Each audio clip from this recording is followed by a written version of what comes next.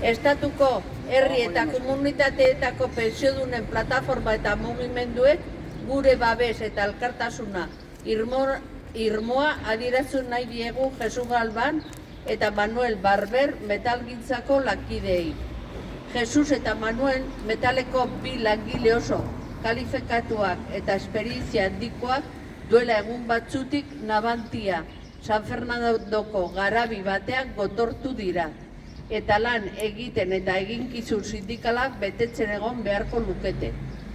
Manuelek eta Jesusek ez dute deliturik egin, baizik eta CDM metaleko langileen koordinakundearen ageriko buruak dira.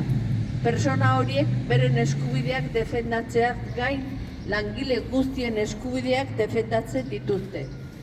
Eta hitzarmenak ez betetzea, lan eskubideak urratzea eta laneko osasun eta segurtasun gabezia larria salatu dituzte.